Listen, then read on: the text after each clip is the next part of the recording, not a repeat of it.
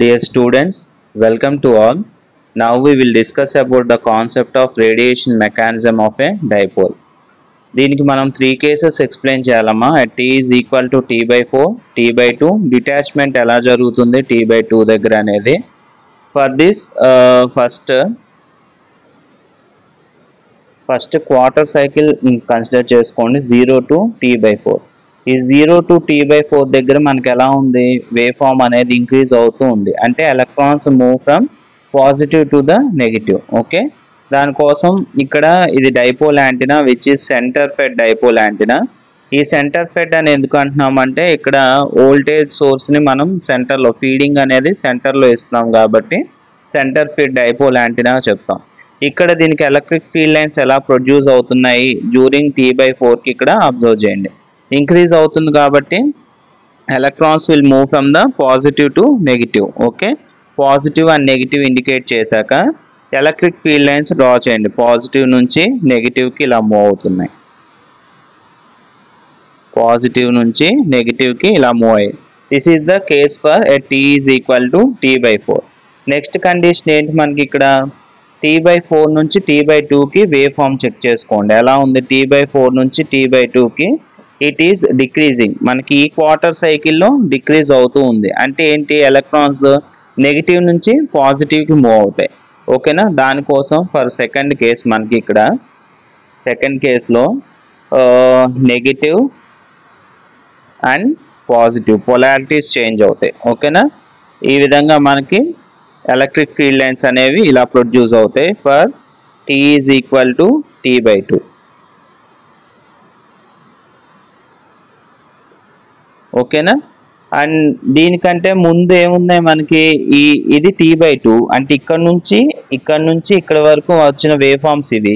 మరి దీని ముందు వచ్చిన వేవ్ ఫామ్స్ ఏవి, ఇవి కదా, ఇవి దీని ముందు రావాలి కదా, అందుకని ఇవి కూడా మనం దీని ముందు డ్రా చేసుకోవాలి. ఇవి కూడా దీని ముందు డ్రా చేయాలి.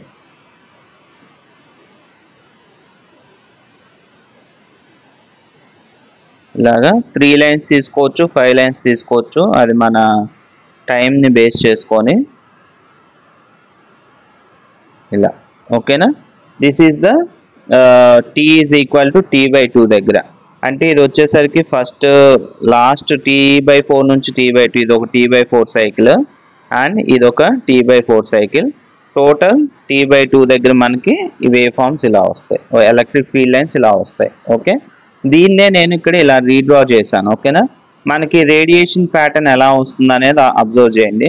దీనికోసం కలర్ డిఫరెన్స్ చూపించడానికి ఫస్ట్ ఇది గ్రీన్ అనుకుంటే, ఫస్ట్ లైన్ ఇలా ఉంది కదా, ఇది ఒక పాజిటివ్ ఛార్జ్. అవునా, ఈ పాజిటివ్ ఛార్జెస్ అన్నీ కూడా ఇలాగా డ్రా చేసుకోండి. అండ్ నెక్స్ట్ వచ్చేసరికి negative charges,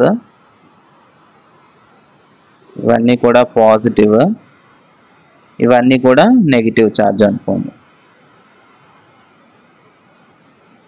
positive and negative. Free స్పేస్లోకి వెళ్ళేటప్పుడు ఏమవుతుంది, ఒక పాజిటివ్ ఛార్జ్ ఒక నెగిటివ్ ఛార్జ్ని వెతుక్కొని వెళ్తుంది. ఓకేనా, ఇలా.